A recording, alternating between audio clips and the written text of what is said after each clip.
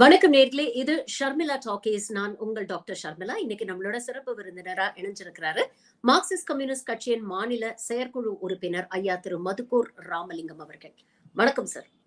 வணக்கம். ஜெய் ஸ்ரீராம்ல ஆரம்பிச்சு இன்னைக்கு ஜெய் ஸ்ரீ மோடியில வந்து நிக்குது. அதுவும் பார்லிமெண்ட்ல அமித்ஷா இந்த ராமர் கோவில் பத்தி பேசும்பொழுது இப்படி சொல்றாரு, மோடியை கடவுளாக சித்தரிக்கக்கூடிய, அடுத்த அவதாரமாக சித்தரிக்கக்கூடிய இந்த முயற்சி ஏன் நடக்குது? இதுக்கு பின்னால என்ன இருக்குன்னு நினைக்கிறீங்க? இது இவர்கள் திடீரென்று அந்த நாடாளுமன்றத்தில் ஒன்றிய உள்துறை அமைச்சர் திரு அமித்ஷா அவர்களுடைய பேச்சிலே இருந்து மட்டும் மோடியை ஒரு கடவுளாக சித்தரிப்பது என்பது நடக்கவில்லை. அநேகமாக கடந்த சில மாதங்களாகவே இந்த முயற்சியை அவர்கள் துவங்கிவிட்டார்கள். இது அமித்ஷா இல்ல, மோடியே கூட நாடாளுமன்றத்திலே பேசுகிற பொழுது, நான் இந்தியாவை ஆள்வதற்காக கடவுளால் அனுப்பப்பட்டிருக்கிறேன். ஏன்னா கடவுள்னு சொன்னாதான் இவர்கள் கேள்வி கேட்க மாட்டார்கள். கடவுள்கிட்ட நம்ம பிரார்த்திக்கலாமே தவிர எந்த கேள்வியும் கேட்க முடியாது. இப்பொழுது நடந்து கொண்டிருப்பது ஒரு நாடாளுமன்ற ஜனநாயக ஆட்சியா அல்லது மன்னர் ஆட்சியா என்று நாம் அச்சப்படக்கூடிய அளவுக்கு நிலைமையை இவர்கள் மாற்றிக் கொண்டிருக்கிறார்கள். மோடி அடிக்கடி அமிர்த காலம் என்று சொல்லுகிறார். இது அமிர்த கால ஆட்சி என்கிறார். திரு அமித்ஷா அவர்களும் கூட அதே வார்த்தையை இந்த அயோத்தியில பாபர் மசூதி இடிக்கப்பட்ட இடத்தில் கட்டப்பட்டிருக்கிற ராமர் கோயில், அது ஒரு மிகப்பெரிய சாதனையாக இவர்கள் சித்தரிக்கிறார்கள். அதிலே ஒரு இயல்பான ஒரு ராமபக்தியின் அடிப்படையில் கட்டப்பட்ட கோவில் என்பதை விட RSS ஒரு நிகழ்ச்சி நிரலை நாங்கள் நிறைவேற்றி விட்டோம். ஏன்னா RSS அடிக்கடி சொல்வது என்பது, அவர்களுடைய செயல் திட்டத்திலேயே இருப்பது என்பது, அயோத்தியிலே பாபர் மசூதியை இடித்துவிட்டு அந்த இடத்திலே ராமருக்கு கோயில் கட்டுவது, ஜம்மு காஷ்மீர் மாநிலத்தினுடைய 370வது பிரிவை ரத்து செய்வது, பொது சிவில் சட்டம் கொண்டு வருவது. இவர்கள் இந்த 370வது பிரிவை ரத்து செய்வதை வெற்றிகரமாக நிறைவேற்றிவிட்டார்கள். அதற்கு நீதிமன்றத்தினுடைய அங்கீகாரத்தையும் பெற்றுவிட்டார்கள். மிகுந்த வருத்தத்துக்குரியது. அதே போல இன்றைக்கு எதற்கெடுத்தாலும் நாங்கள் நீதிமன்ற தீர்ப்பின் அடிப்படையிலே தான் கோயில் கட்டி இருக்கிறோம், ஆனால் நீதிமன்றம் எந்த இடத்திலும் இந்த இடத்தில் ஒரு கோயில் இருந்தது என்று எந்த இடத்திலும் அது கூறவில்லை. அவர்கள் நீண்ட நெடிய காலமாக நிலுவையில் இருக்கிற ஒரு வழக்கு என்கிற முறையில ஒரு சமரச தீர்வு என்கிற முறையில் தான் சொன்னார்களே தவிர அது சட்டபூர்வமாகவோ அல்லது வரலாற்று பூர்வமாக சொல்லப்பட்ட ஒன்று அல்ல. நீங்க இந்த ஏன் மோடியை ஒரு மன்னர் என்பதை தாண்டி ஒரு கடவுளாக சித்தரிக்கிறார்கள் என்றால், புதிய நாடாளுமன்ற கட்டிடத்திலே இவர்கள் செங்கோலை கொண்டு வைத்தார்கள். அதற்கு பொருத்தம் இல்லாத புனைகதைகளை எல்லாம் சொன்னார்கள். இது ராஜராஜ சோழன் காலத்து செங்கோல் என்று சொன்னார்கள். அது உண்மை இல்லை என்பது உடனேயே அது சென்னையிலே ஒரு நகைக்கடையிலே வாங்கப்பட்ட ஒன்றுதான் என்பதையும் சொன்னார்கள். அது விடுதலை போராடு நம்முடைய சுதந்திர தின விழாவிலையும் கூட அது குடியேற்றுவதற்கு முன்னாலெல்லாம் அதற்கு ஒன்றும் பெரிய ரெலவன்ஸ் இல்லை. அது இவர்கள் கொண்டு போய் கொடுத்திருக்காங்க, நேரு ரொம்ப கேஷுவலா அதை வாங்கிக்கிட்டார் என்பதை தவிர அதுல வேறு எதுவும் இல்லை. அந்த செங்கோல் என்று சொல்லி கொண்டு கொடுத்து அதில் வைத்தார்கள். அதுதான் நாடாளுமன்ற கட்டிடத்தினுடைய ஆகச் சிறந்தது. மன்னராட்சி கால முறை துவங்கிவிட்டது என்பதனுடைய வெளிப்பாடுதான் அந்த நாடாளுமன்ற கட்டிட திறப்பு விழாவுக்கு அந்த மனுநீதி கால நீதியின் அடிப்படையில் நம்முடைய முதல் குடிமகள், நாட்டினுடைய குடியரசுத் தலைவர் மரியாதைக்குரிய அம்மா திரௌபதி முர்மு அவர்கள் அழைக்கப்படவில்லை. அதற்கு 2 காரணங்கள் இருக்கலாம், அவர்கள் வெளிப்படையாக சொல்லவில்லை. ஒன்று, அவர் கணவனை இழந்தவர். 2வது, அவர் ஒரு பழங்குடி இனத்தைச் சேர்ந்தவர் என்பதாக இருக்கலாம். ராமர் கோயில் திறப்பு விழாவுக்கும் கூட நம்முடைய குடியரசுத் தலைவர் அழைக்கப்படவில்லை. நாடாளுமன்றத்தினுடைய முதல் கூட்டத்தொடருக்கும் அவர் அழைக்கப்படவில்லை. ஏதோ பெருந்தன்மையாக இந்த குடியரசுத் தலைவர் உரைக்காக மட்டும் அவரை அழைத்திருக்கிறார்கள். இதுல திரும்ப திரும்ப ஒரு 10 ஆண்டு கால நாடாளுமன்ற ஜனநாயக ஆட்சி முறையில் பெரும்பான்மை பெற்று ஆட்சி நடத்திவிட்டு அடுத்த தேர்தலை சந்திக்க போவதற்கு முன்னால் இவர்கள் இந்த நாடாளுமன்ற ஜனநாயக முறையையே சீர்குலைக்க முயற்சிக்கிறார்கள், துவங்கிவிட்டார்கள் என்பதனுடைய வெளிப்பாடுதான் இவர்கள் சொல்லுகிற அந்த மோடியை தெய்வ நிலைக்கு உயர்த்துவது என்பது. இதுல அயோத்தியில கோயில் கட்டியிருக்காங்க, ரைட்டு, கடந்து போக முடியல. இந்த 10 ஆண்டு கால சாதனையாக அவர்களால் எதையுமே சொல்லி, நீங்க நல்லா கவனிச்சீங்கன்னா 2014 முதல் முறையா வருகிற பொழுது குஜராத் மாடல் என்று சொன்னாங்க. இப்ப நியாயமா 10 வருஷம் இந்த குஜராத் மாடல்ல நடத்தி காட்டினவர் ஆட்சி நடத்தியிருக்காருன்னு சொன்னா, இந்தியா மாடல் அப்படின்னு சொல்லித்தானே இவங்க அடுத்த முறை பாருங்க நாங்க குஜராத் மாடல்ல சொல்லிட்டு ஆட்சிக்கு வந்தேன் அந்த மாடலை அப்படியே அப்ளை பண்ணி நான் 10 ஆண்டு காலத்துல உலகத்துக்கே வழிகாட்டக்கூடிய இந்தியா மாடலை உருவாக்கிட்டேன்னு ஒரு வார்த்தை கூட இவங்களால சொல்ல முடியல. மாறாக அந்த சப்ஜெக்ட் அப்படியே மூடி மறைத்துட்டு வளர்ச்சியை பத்தி பேசுறது இல்ல, வேலையின்மையை பத்தி பேசுறது இல்ல, வறுமையை குறைத்து விட்டோம் என்று சொல்கிறார்கள். அது கூட உண்மை இல்லை என்பதை நாம் பார்க்க முடியும். இவர்கள் வறுமை கோடுக்கு வந்திருக்கிற வரையறையே ரொம்ப அபத்தமானது. ஆனால் இவங்க ஒரு முழுக்க ஒரு அவர்கள் விரும்புகிற, அவர்கள் நம்புகிற ஒரு இந்துத்துவாவை பிரகடனப்படுத்தி விட்டார்கள் என்பதனுடைய வெளிப்பாடுதான் அயோத்தியில ராமபிரானுடைய கோவில் திறப்பு விழா. அது ஒரு ஆன்மீக நிகழ்ச்சி அல்ல, அது ஒரு அரசியல் நிகழ்ச்சி. நீங்க நல்லா கவனிச்சீங்கன்னா ராமர் சிலைய அது பேர் பிராண பிரதிஷ்டை அப்படின்னு சொல்றாங்க. அதுவே ஆகம விதிகளுக்கு உட்பட்டது. இது சங்கராச்சாரியார் உட்பட எதிர்ப்பு தெரிவிச்சாங்க. அது ஒரு புறம் இருக்கட்டும். அந்த எதிர்ப்பை அவங்க ஜாதி ரீதியாக வைத்தாங்கன்னா அப்ப நாம கூட அதை ஏற்பதற்கு இல்லை. ஏன்னா அந்த சனாதனம் தர்மம் என்கிற வார்த்தையை பயன்படுத்தி தான் அவங்க மோடிக்கு ஆட்சேபனை தெரிவிச்சாங்க. இதையே வேறு யாராவது சொல்லி இருந்தால் இந்த சங் பரிவாரம் என்ன குதித்திருப்பார்கள். ஆனா சங்கராச்சாரியாரையும் இவங்களால பகிச்சுக்க முடியல. அதே நேரத்துல இல்ல நாங்க சனாதன தர்மத்தை ஏற்கல, நீங்க சொல்ற சனாதன தர்மத்தை ஏற்கல அப்படின்னு சொல்லல. இந்த நீங்கள் குறிப்பிடுகிற அந்த உரையிலும் கூட சனாதன தர்மத்தை நிலைநாட்டுவதற்காக கடவுளினுடைய தூதராக இந்த அமிர்த காலம்னு சொல்றாங்களே, அதுவே ரொம்ப கேலிக்கூத்தானது. ஏன்னா நமக்கு தெரியும், பார்க்கடலை தேவர்களும் அசுரர்களும் சேர்ந்து கடைந்த பொழுது அமுதமும் விஷமும் ஒன்றாக உருவானது. நான் புராண கதையை சொல்றேன், நம்ம நம்புறோமா இல்லையாங்கிறதே வேறு. நான் நம்புறது இல்லை, அதுல இருக்கிற கதை. அப்ப இவர் பகவான் கண்ணன் மோகினி அவதாரம் எடுத்து அசுரர்களை ஏமாற்றி அவர்களுக்கு தேவர்களுக்கு வஞ்சனையாக அமிர்தத்தை கொடுத்தார் அப்படின்னு தான் படிக்கிறோம். அமிர்த காலத்திலேயே சேர்ந்து உழைத்த ஒரு பகுதியினருக்கு அமிர்தமும் அவர்களோடு சேர்ந்து பாடுபட்ட இன்னொரு பகுதியினருக்கு விஷமும் கொடுக்கப்பட்டது என்பதுதான் அமிர்த காலத்தினுடைய அடையாளம்.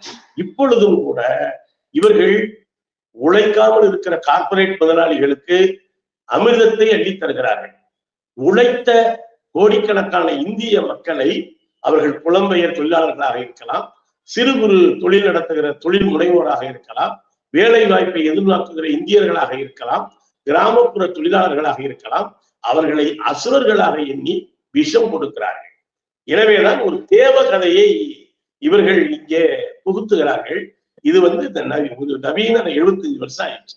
நம்முடைய இந்திய அரசியல் சாசனத்தை நாம் ஏற்றுக்கொண்டு இவங்க ஜனநாயகத்தின் மேன்மையை பேச வேண்டுமே தவிர மன்னராட்சி காலம், ஏன்னா மன்னர் இறைவன் சொல்லிட்டான்னு சொன்னா அதுக்கு மேல அதுக்கு அப்பீலே கிடையாது இல்லையா? எனவே நாங்கள் வைத்ததுதான் சட்டம், ஒரே நாடு ஒரே கடவுள் அப்படிங்கிற மாதிரி போறாங்க. இது ஜனநாயகத்தை காலில் போட்டு மிதிக்கிற எதேச்சதிகாரத்தை நோக்கி நாட்டு. இதே ஹிட்லர் இப்படித்தான் சொன்னான், நான் கடவுளின் தூதன். முசோலினி இப்படித்தான் சொன்னான். அந்த வார்த்தையை இரவல் வாங்கித்தான் இவர்கள் பயன்படுத்துகிறார்கள். இது 75 ஆண்டு கால இந்தியாவினுடைய விடுதலையையும் குடியரசையும் இழிவுபடுத்துவது என்றே நான் கருதுகிறேன்.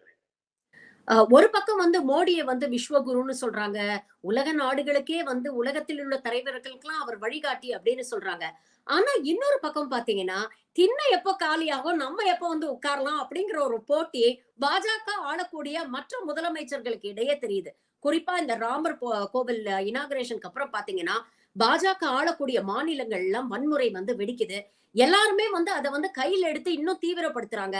அது ஒரு பக்கம் யோகி ஆதித்யநாத் ஆகட்டும், இல்ல அசாம்ல ஹிமந்த பிஸ்வா சர்மாவாகட்டும், உத்தரகாண்ட்ல புஷ்கர் சிங் தாமி ஆகட்டும், எல்லாருக்குமே மோடி எப்படி ஒரு கோத்ரா கலவரத்தை தன்னுடைய விசிட்டிங் கார்டா பயன்படுத்தினாரோ அந்த மாதிரி நம்ம கிரெடிட் எடுத்துக்கிறதுக்கு ஏதாவது ஒரு விஷயம் மக்கள் மறக்காத அளவுக்கு ஒரு விஷயத்த பண்ணா அடுத்த பிஎம் கேண்டிடேட் நம்ம தான் அப்படின்னு இவங்க மனசுல நினைக்கிறாங்களோ அப்படிங்கிறது அவங்க செயல்ல பார்க்கும் பொழுது நமக்கு தோணுது. பிரசாந்த் கிஷோர் ரீசெண்டா ஒரு விஷயம் சொன்னாரு, மோடி ஆட்சிங்கிறது வெறும் ட்ரெய்லர் தான், இதுக்கப்புறம் வரக்கூடிய பிரதமர் இதை விட மோசமா இருப்பாரு, அப்ப மோடியே தேவல அப்படின்னு மக்கள் சொல்லுவாங்க அப்படிங்கிற ஒரு விஷயத்த சொன்னாரு. உண்மையிலேயே மோடிக்கு மாற்று தேவை அப்படிங்கிற பேச்சு இப்ப ஏன் அடிபடுதுன்னு நினைக்கிறேன்? இல்ல, அதாவது நம்ம மற்ற கட்சிகள் இப்ப காங்கிரஸ் போலவோ, பொதுவுடைமை இயக்கங்கள் போலவோ, திராவிட இயக்கங்கள் போலவோ, விசிகா போலவோ ஒரு அந்த கட்சியினால் அந்த தலைவரோ அல்லது ஒரு நாடாளுமன்ற உறுப்பினரோ சட்டமன்ற உறுப்பினரோ தேர்வு செய்யப்படுவதில்லை. பாஜக என்பது அடிப்படையிலேயே RSS என்கிற ஒரு அமைப்பினால் நடத்தப்படுகிற ஒரு அரசியல் கட்சி. அங்க பிரதமர் யார் என்பதை பாஜகவினுடைய தேசிய நிர்வாக குழுவோ அல்லது இவர்கள் சொல்லுகிற தேசிய ஜனநாயக கூட்டணியினுடைய நாடாளுமன்ற உறுப்பினர்கள் கூடியோ தேர்வு செய்வதில்லை. நீங்க நல்லா கவனிச்சீங்கன்னா 2014க்கு முன்னால அத்வானி தான் வந்து துணை பிரதமர் இருந்தார் வாஜ்பாயினுடைய ஆட்சி காலத்துல. அவரு தான் வந்து அடுத்த பிரதமர் என்றெல்லாம் ஒரு தேர்தலில் முன்னிறுத்தப்பட்டார். அப்புறம் அவர் பின்னுக்கு போயிட்டார். இதன் பின்னால் இருந்தது RSS அமைப்பு தான். அப்பொழுதுதான் திடீரென்று குஜராத் மாடல்னு சொன்னாங்க. குஜராத் என்பது வறட்சி மாடல் அல்ல. ஏன்னா குஜராத் இன்னும் எவ்வளவு பின்தங்கி இருக்குங்கிறதுக்கு தான் சமீபத்துல ஜோ பைடன் வந்த பொழுது அவங்க அந்த குடிசைகளை அவருடைய கண்ணிலே தெரியக்கூடாது என்பதற்காக துணிவு கட்டி மறைத்ததுதான் குஜராத் மாடல். அந்த குஜராத் மாடலோட ஒரு பகுதி தான் அங்கே கோத்ரா ரயில் எரிப்பு என்று. அது உண்மையிலேயே அது அந்த சம்பவத்தின் பின்னால் என்ன இருந்தது என்பது குறித்து அன்றைய ரயில்வே துறை அமைச்சராக இருந்த சமூக நீதி காவலர் லாலு பிரசாத் யாதவ் இது செயற்கையாக உருவாக்கப்பட்ட ஒரு விபத்து என்றெல்லாம் சொன்னார்கள். இதை மூடி மறைத்து விட்டார்கள். அந்த கோத்ரா கலவரத்தின் பின்னணியிலே தான் இன்றைக்கு வரைக்கும் பில்கிஸ் பானு நீதி கேட்டு கதறி கொண்டிருக்கிறார். இப்பொழுதுதான் உச்ச நீதிமன்றம் ஒரு சிறு நிவாரணத்தை அவருக்கு கொடுத்திருக்கிறார். இந்த குஜராத் கலவரத்தை கோத்ரா ரயிலெரிப்பின் பின்னணியில் நடந்த ஒரு மிகப்பெரிய மனித படுகொலையை உலகம் இன்னும் மறக்கவில்லை. ஏன் சொல்றேன்னா, அப்பொழுது பிரதமராக இருந்த வாஜ்பாயே என்ன சொன்னாரு, நான் எந்த முகத்தை வைத்துக் கொண்டு வெளிநாட்டுக்கு போவேன் அப்படின்னு ராஜநீதியை மீறிவிட்டார். இப்ப இவங்க வந்து சொல்றாங்க இல்லையா ராஜநீதின்னு, அதையே மீறிட்டாருன்னு தான் அன்றைய பிரதமர் இவங்க கட்சியை சேர்ந்தவரே சொன்னார். ஆனா ருசி கண்ட பூனை அப்படிங்கிற மாதிரி எந்த மெத்தடை அடாப்ட் பண்ணி மோடி வந்தாரோ அவரை விட வேகமாக நம்ம அடுத்து செயல்பட்டு காட்டணுங்கிறதுக்காகத்தான் நீங்க சொல்ற ஊபி முதலமைச்சர், அஸ்ஸாம் முதலமைச்சர், உத்தரகாண்ட் இவங்க பாருங்க, உத்தரகாண்ட்ல பொது சிவில் சட்டம் என்கிற சட்டத்தை கொண்டு வந்திருக்காங்க. அதுல பாத்தீங்கன்னா எல்லா மதத்துக்கும் ஒரே மாதிரியான சொத்துரிமை சம்பந்தப்பட்டதான் அவங்க பேசல. இந்த திருமண உறவுகள்ல தலையிடுறது, பொதுவா நம்ம தமிழ்நாடு தென் மாநிலங்கள்ல அத்தை மகளை திருமணம் செய்வது, மாமன் மகளை திருமணம் செய்வது என்பதெல்லாம் நம்ம சினிமாவில் பாத்தீங்கன்னா அத்தை மகளையும் மாமன் மகளையும் பாடாத பாடல்களே இல்லை. நான் வந்து தனிப்பட்ட முறையில நெருங்கிய உறவு முறையில் திருமணம் செய்து கொள்வதை தவிர்க்க வேண்டும் என்று கூறுகிறவன். இன்னும் சொல்ல போனா அகமண முறையிலே திருமணம் என்கிற அம்பேத்கரை நான் ஏற்றுக்கொள்கிறவன், அதை தொடர்ந்து பரப்புரை செய்கிறவன். ஆனா அவங்க ரொம்ப அபத்தமா அவங்க சுட்டி காட்டுறாங்க. நம்ம அம்மாவினுடைய அம்மாவை வந்து அம்மாவை விட மேலாக கருதுவோம். அதுல என்ன பிடிச்சிருக்கிறதா பத்திரிகையில நான் படிச்சேன்னு சொன்னா, அம்மாவினுடைய அம்மாவை யாரும் திருமணம் செய்து கொள்ளக்கூடாது. ஒரு சட்டத்தை ஏற்றுக்கிற பொழுது ஒரு குறைந்தபட்ச பொது அறிவு வேண்டாமா? அவங்க தாயின் தாய் அல்லவா? அவங்களை யாராவது திருமணம் செய்வாங்களா? எந்த இடத்துலயும் அந்த பழக்கமே இல்லை. என்னன்னா என்ன செய்யணும்னு தெரியாமையே இவங்க செய்யறாங்க. அவர் வந்து பத்தியலா புது சிவில் சட்டம் மோடியே இன்னும் கொண்டு வரல, நான் கொண்டு வந்துட்டேன்னு அஸ்ஸாம் முதலமைச்சர் போட்டி போடுறார். மோடிய நீங்க நல்லா கவனிச்சீங்கன்னா அந்த அயோத்தி ராமர் கோயில் திறப்புனாலேயே அந்த முக்கியமான கட்டத்துல மோடியை தவிர்த்துட்டு யோகி ஆதித்யநாத் கையில கொண்டு போய் அவர் அந்த பிரசாதத்தை கொடுக்கிறார். மோடியை அதிர்ச்சி அடைந்து பார்க்கிறார். அது வெறும் பிரசாதம் தானா, அல்லது பிரதமர் பதவி என்கிற பிரசாதம் இவரை கைமீறி அவருக்கு போய்விடுமோ என்கிற அச்சப்படுகிறாரா? நீங்க பாத்தீங்கன்னா இவரை விட ரொம்ப மோசமான இந்துத்துவவாதியாக தன்னை காட்டிக்கொள்ள யோகி ஆதித்யநாத் புல்டோசரை பயன்படுத்துகிறார். இந்த பக்கம் அஸ்ஸாம் முதலமைச்சர் அன்றைக்கு ராகுல் காந்தியினுடைய யாத்திரையே சீர்குலைக்கிறார். அஸ்ஸாம்ல ஒரு மிகப்பெரிய கலவரத்தை தூண்டி விடுவதற்கு இவர் அஸ்ஸாம் முதலமைச்சர் முயல்கிறார். உத்தரகாண்ட்ல அதே போல, ஊபி சொல்லவே வேண்டாம், பெண்களுக்கு எதிராக, பட்டியலின மக்களுக்கு எதிராக, சிறுபான்மை மக்களுக்கு எதிராக தொடர் தாக்குதல் நடைபெறுகிறது என்று சொன்னால் நாங்க வந்து நல்லதுல இவங்க யாரும் போட்டி போடல. இப்ப பாத்தீங்கன்னா பல மாநில அரசுகள், எதிர்கட்சி மாநில அரசுகள் ஒன்றை ஒன்று போட்டி போடுகின்றன. எதுல? மக்கள் நல திட்டங்களை செயல்படுத்துவதில்ல, கல்வி, சுகாதாரம் இதுல. ஆனா இவங்க என்னன்னா மத கலவரத்தை தூண்டுவதில்லை. நீ முந்தியா நான் முந்தியா, உன்னை விட நான் என்று போவது என்பது எங்கே கொண்டு போய் இவங்க நிறுத்துவாங்க? நீ சொல்றதை கேட்டீங்கன்னா எனக்கு பிரசாந்த் கிஷோர் சொல்றதை பாத்தீங்கன்னா இவரே படுமோசம், இதை விட மோசம் அப்படின்னு சொன்னா கற்பனையே பண்ண முடியல. இது எப்படி இருக்குன்னா, கிராமத்துல ஒரு கதை சொல்லுவாங்க. அப்ப வந்து மோசமா ஊரை நடத்தினாங்க. சாகுறப்ப மகன் வந்து இவனை விட மோசமான ஒரு நிர்வாகத்தை கிராமத்துல நடத்துகிற பொழுது மக்கள் சொன்னாங்களா, இதுக்கு அப்பனே பரவாயில்ல போல இருக்கே அப்படின்னு. அந்த மாதிரி இவங்க மோடியை நல்லவராக்கிறதுக்கு இன்னொரு மோடியை RSS உருவாக்குகிறதோ என்கிற பயம் தான் எனக்கு. இந்தியாவின் எதிர்காலம் குறித்த இதற்கு ஒரே தீர்வு என்பது இந்த தேர்தலில் இவங்க மீண்டும் மோடி வேண்டும் மோடி என்கிறார்கள். நமக்கு மீண்டும் வேண்டாம் மோடி என்று இந்தியா ஒரே குரலில் பேசினால்தான் மோடி ரிஜிமையும் தடுக்க முடியும். இதைவிட மோசமாக யாராவது போட்டி கொடுத்தவர்களையும் சேர்ந்து தடுக்க முடியும்னு நான் நம்புறேன். நேற்று பேசக்கூடிய மோடி அவர்கள் மேடையில என்ன சொல்றாருன்னா, இந்திய விழுமியங்களை அடிப்படையாக கொண்ட கல்வி முறை தேவை அப்படிங்கிறாரு. நாம கிட்டத்தட்ட 100-150 வருஷம் முன்னாலெல்லாம் கல்வி அப்படிங்கிறது ஒரு சமூகத்துக்கு எட்டாக்கனியாவே இருந்தது. அதுக்கப்புறம் ஆங்கிலேயர்கள் ஆட்சி வந்ததுக்கு அப்புறம் கல்வி எல்லாருக்கும் போய் சேரணும்னு அவங்க முயற்சி எடுத்தாங்க. இன்னைக்கு ஒரு கல்வி பெற்ற ஒரு முன்னேறிய பிற்போக்குத்தனத்தை எல்லாம் ஒதுக்கி வச்ச ஒரு சமூகமா இன்னைக்கு தமிழக சமூகம் இருக்கு. இவங்க மறுபடியும் இத அந்த 150 வருஷத்துக்கு பின்னால இழுத்து செல்ல ஒரு முயற்சி பண்றாங்களோ அப்படின்னு தோணுது. இதை எப்படி பாக்குறீங்க நீங்க? இவர் இந்த மாதிரி சொல்றதுக்கு பின்னால இருக்கக்கூடிய அர்த்தம் என்ன, உள்ள அர்த்தம் என்ன? நீங்க சொல்லுவது போல இவங்க வேத கல்வி என்று திரும்ப திரும்ப சொல்றாங்க. தமிழ்நாட்டுல இந்தியா நம்ம பொதுவா புரிஞ்சுக்கிட்டா கூட தமிழ்நாட்டுல பெண்களுக்கு கல்வி முன்பெல்லாம் மறுக்கப்படலை. இந்த பிராமணிய மனுவாதம் வந்த பிறகுதான் பெண்கள், ஏன்னா நம்ம சங்க காலத்துல பாக்குறோம் அவ்வளவு பெண்பார் புலவர்கள் இருக்காங்க. இந்த கீழடியில நடக்கிற அகழ்வாய்வு, ஆதிச்சநல்லூர் அகழ்வாய்வு எல்லாம் பாத்தீங்கன்னா பெண்கள் கல்வியறிவு பெற்றிருந்தார்கள் என்பதற்கான சான்றுகள் கிடைக்கிறது. இந்த குலக்கல்வி முறை, குருகுல கல்வி முறை வேத கல்வி முறை வந்த பிறகுதான் பெண்களுக்கு அறிவு என்பது மறுக்கப்பட்டது, பஞ்சமர்களுக்கு மறுக்கப்பட்டது, பிற்படுத்தப்பட்டவர்களுக்கு மறுக்கப்பட்டது. அறிவை இவர்கள் மட்டும்தான் பெற முடியும் என்று இவர்கள் தீர்மானித்தார்கள். பிறகு நீங்கள் சொன்னது போல பிரிட்டிஷ் ஆட்சி காலம் வந்த பிறகுதான் ஓரளவு கல்வி முறை என்பது கொஞ்சம் பரவலாக்கப்பட்டது. எல்லாரும் படிக்க முடியும், நிறைய கல்வி நிலையங்கள் உருவாக்கப்பட்டது. பிறகு சுதந்திர இந்தியாவில் அது இன்னமும் பரவலாக கொண்டு போய் கிராமந்தோறும் பள்ளிக்கூடம் இதெல்லாம் உருவாக்கிறது. இவங்க சொல்றாங்களே இந்திய விழுமியத்தோடு கூடிய கல்விங்கிறது என்ன? அது முழுக்க முழுக்க ஜாதி அடிப்படையில் கல்வி தகுதியை தீர்மானிப்பதன் பெயர் தான்.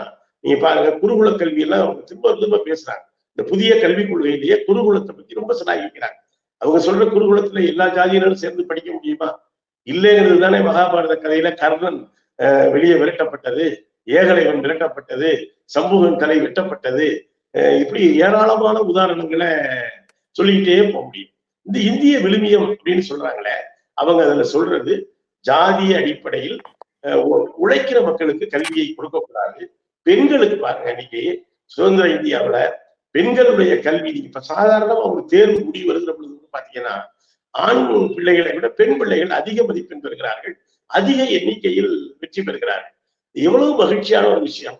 இது அடுத்த கட்டத்துக்கு கொண்டு போகணுமே தவிர அப்படியே பெண்ணுக்கு இழுத்து இந்திய விழுமியம் என்கிற ஒரு பளபளப்பான பெயரில மீண்டும் பெண்களுக்கு, உழைக்கிற மக்களுக்கு கல்வியை மறுத்து ஒரு சாராருக்கு மட்டுமே கல்வியை கொண்டு போவதைத்தான் இந்திய விழுமியம் என்கிற பெயரில, இந்தியாவினுடைய விழுமியங்கள் அனைத்தும் நம்ம மோசம்னு சொல்லல, ஆனா இவர்கள் பயன்படுத்துகிற இந்த இந்திய விழுமியம் என்பது வேதகால விழுமியம். அனைவருக்கும் கல்வியை, அறிவை மறுப்பது என்பதுதான். இதுதான் புதிய கல்விக் கொள்கையில் அப்பட்டமா அவங்க சொல்றாங்க. இந்த விஸ்வகர்மா யோஜனாங்கிறது என்ன? அவரவர் ஜாதி தொழிலை அவரவர் பார்த்தால்தான் வங்கி கடன். அந்தந்த நீங்க ஒரு பாதி நேரம் படிச்சுட்டு பாதி நேரம் போய் உங்க அப்பாவுக்கு துணையா உங்க குடும்ப தொழிலை பாருங்க.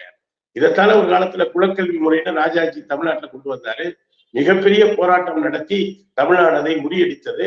அதன் பிறகு காமராஜர் ஆட்சிக்கு வந்தார். ஏராளமான பள்ளிக்கூடங்களை திறந்தார். பெரியாருக்கு பக்கத்துணையாக இருந்தார். ஆனா இப்ப என்ன நடக்குதுன்னு சொன்னா, இன்னைக்கு இந்தியாவிலேயே கேரளமும் தமிழ்நாடும் தான் கல்வித்துறையில மிக அளவுக்கு உயர்ந்து இருக்கிறது. இந்த 2 மாநிலங்களையும் சமூக சீர்திருத்த இயக்கங்கள், அங்க நாராயணகுரு, ஐயன்காளி போன்றவர்கள், இங்க ராமானுஜர்ல இருந்து நான் சொல்லுகிறேன், ராமானுஜர்ல இருந்து பெரியார் வரை ஒரு நெடிய சமூக சீர்திருத்த மரம். இதுதான் கல்வியை நவீன முறையாக்குகிற ஒரு போறதுக்கு பதிலா இந்திய விழுமியம் என்கிற முறையில ஒரு புறத்துல செயற்கை நுண்ணறிவை சாகித்து பேசுகிறார் மோடி. அது அறிவியலினுடைய விளைச்சல். அதை நம்ம இனிமே தவிர்க்க முடியாது. சரியாக பொருத்தமாக பயன்படுத்திக் கொள்ளணும், வேலை வாய்ப்பை பறிக்காத வகையில. இன்னொரு புறத்துல கற்காலத்தை நோக்கி கல்வியை நடத்தி செல்ல முயல்வது என்பது குறித்து பெரும்பகுதியாக இருக்கிற ஒடுக்கப்பட்ட, பிற்படுத்தப்பட்ட, குறிப்பாக பெண்கள் ரொம்ப கவனமாக இருந்து இதை முறியடிக்கணும்னு நான் நினைக்கிறேன். தேர்தல் நெருங்கிக்கிட்டு இருக்கு. எந்நேரம் வேணாலும் தேதிகள் அனௌன்ஸ் பண்ணலாம். ஒரு பக்கம் மோடி ரொம்ப கான்பிடென்டா சொல்றாரு 370க்கு மேல பாஜக ஜெயிக்கும், என்டிஏ கூட்டணி 400க்கு மேற்பட்ட சீட்டுகள்ல வந்து நாங்க ஜெயிச்சு வருவோம் அப்படின்னு சொல்றாரு. இன்னொரு பக்கம் சர்வே அப்படிங்கிற பேர்ல மீண்டும் அவர் சொல்லக்கூடிய அதே விஷயங்களை வந்து வலியுறுத்துறாங்க. ஒரு பக்கம் பாத்தீங்கன்னா ராமர் கோவிலை பற்றிய பூரிப்பு, சிலாகிப்பு இதெல்லாம் அதிகமா இருக்கு. இன்னொரு பக்கம் பாத்தீங்கன்னா நாடெங்கிலும் போராட்டம் வெடிக்குது. மக்கள் வந்து தெருக்கு வந்து போராட ஆரம்பிச்சிருக்கிறாங்க. இந்த போராட்டம் வந்து ஒரு மக்களிடையே ஒரு எழுச்சியை ஏற்படுத்தி ஒரு மாற்றத்தை கொண்டு வரும்னு நினைக்கிறீங்களா? இல்ல இந்த போராட்டங்களும் இந்த ராமர் கோவில்னால இருட்டடிக்க செய்யப்பட்டு மீண்டும் மோடி வருவார்னு நினைக்கிறீங்களா? மக்களுடைய பல்ஸ் எப்படி இருக்கும்னு நினைக்கிறீங்க? இல்ல, டெல்லியில விவசாயிகள் போராட்டத்தை தடுப்பதற்கு மோடி அரசு மேற்கொள்கிற முயற்சிகளை நம்ம பார்க்கிறோம். ஊபியில இவங்க ஒரு பக்கம் இந்த புராண காலத்துக்கு நகர்த்துகிற பொழுது இவங்க வந்து அந்த உணர்ச்சியை தூண்டிவிட முயற்சிக்கிறாங்க. ஆனா இன்னொரு பக்கம் மக்களினுடைய வாழ்வாதார பிரச்சனைகள் முன்னுக்கு வருகிறது என்பதைத்தான் வெடித்து எழும்புகிற போராட்டங்கள். இங்க தொழிலாளர்களுக்கு ஏராளமான பிரச்சனைகள், தொழிலாளர் நலச்சட்டங்களை திருத்தியிருக்காங்க. விவசாயிகளுடைய விளைபொருளுக்கு கட்டுப்படியான விலை இல்லை. ஒரு பக்கம் MS சுவாமிநாதனுக்கு பாரத ரத்னா வேலை கொடுக்குறாங்க. உண்மையிலேயே நம்ம வரவேற்கிறோம், அதற்கு தகுதியானவர் தான் அவர் என்னுடைய பார்வையில. ஆனா இன்னொரு புறத்துல திரு MS சுவாமிநாதன் அவர்களுடைய குழு பரிந்துரையின் அடிப்படையில வேளாண் விளைபொருளுக்கு 1.5 மடங்கு உற்பத்தி செலவை விட கூடுதலாக, அதுதான் அவருக்கு தருகிற உண்மையான விருது.